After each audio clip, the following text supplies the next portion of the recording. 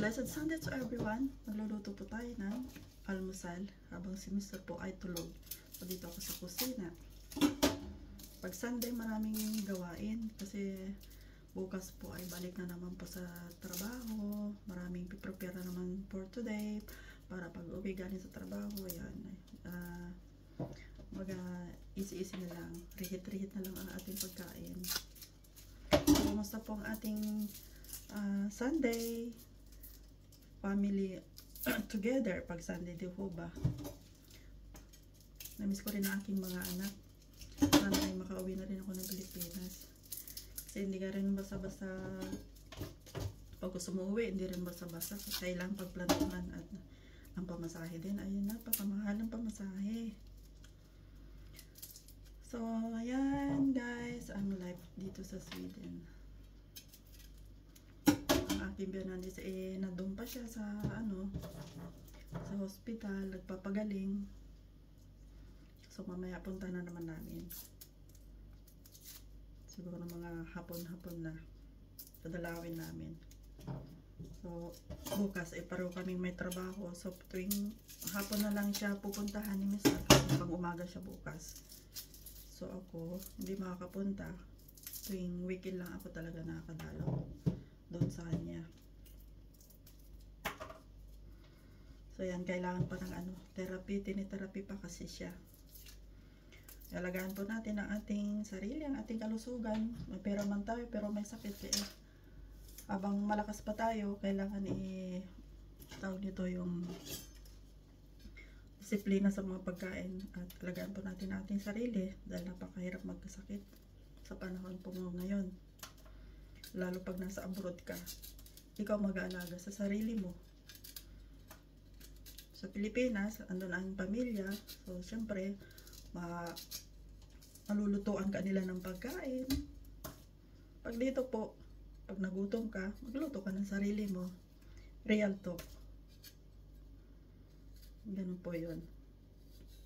Hindi ka rin basta-basta kukuha ng katulog dito. Kasi per hour po ang bayad, mahal po ang bayad. Kaya, sarili sikap sa lahat.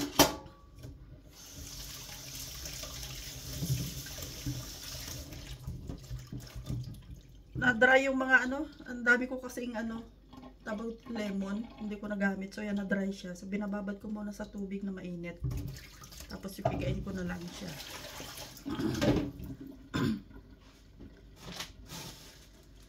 Yung, pag may mga leftover akong mga green onion, tinatagtad ko sa nilagay ko sa freezer. At pag nagluto ako, ilalagay na lang. Kasi pag tumagal dun sa dyan sa rep at di na magapin, nabubulok siya. So habang alam mong busy ka, hiwa-hiwain mo na lang siya ng pino, tapos lagay mo sa freezer. So pag nagluto, iset mo na lang sa sa niluluto mo. Para hindi tayo nasisiraan ng mga vegetables sa rep. Pag busy tayo, hindi tayo makaharap magluto. Ayan. Kung sa aking mga pamilya sa Pilipinas at aking mga kamag-anak, dito rin sa yung mga nakatira dito sa abroad, tapos po sa aking mga kamag-anak. Yan ang padating ngayon, naka-freezer din siya. Kasi pag yung namili ako at hindi ko agad naluto, nasisira lang siya. Also yan, hinugasan ko siyang maigi, tapos ilalagay ko sa freezer. So pag may time na ako magluto yan, nilalabas ko na lang. Ayan, press na press pa talaga. Igigisa ko siya sa sa karne ng manok. Kaya binabalatan ko yung may luya at bawang. At syempre, hindi na mawala ang ating sili. Ayan, naka-freezer din po to. Kaya tip ko rin, pagka yung panahon ng sili, bili lang kayo ng madami, lagay lang sa freezer. At pag yung time na magluto ka, ikuha ka lang ng dalawa, balik ulit sa freezer. Yan lang. Para hindi tayo nabubulukan ng mga vegetable. Lagyan ko siya ng dalawa. Yummy.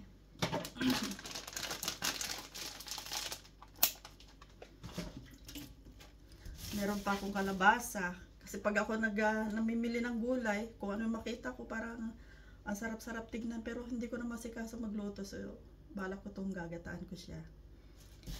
Lagyan ko siya ng hipon na malaki. Tapos yung sitaw. Tapos sili. Perfect. Perfect na perfect.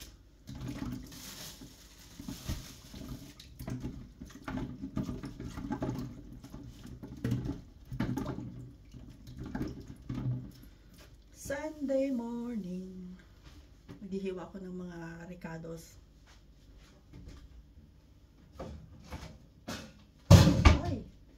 Ay, si Mister may sarili na siyang pagkain kasi bumili kahapon ng family pizza, laki-laki. Konti lang kinain ko kasi hindi ako masyadong mahilig sa mga parang nauumay na ako sa kain ng pizza at hamburger. Kasi lang kumain. Kumain lang ako konti. So, marami pa siyang mga pizza. Nagluto ko ng sarili kong pagkain. May nagluto ko ng rice. Rice is life.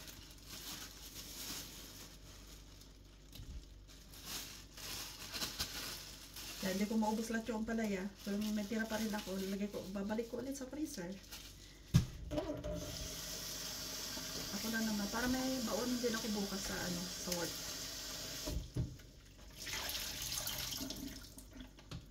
Yan, hihiwain ko lang siya. Balik ulit sa freezer yung natira ko. Sandali lang guys. So yan. So ayan na. Magluluto muna ako. Thank you for watching.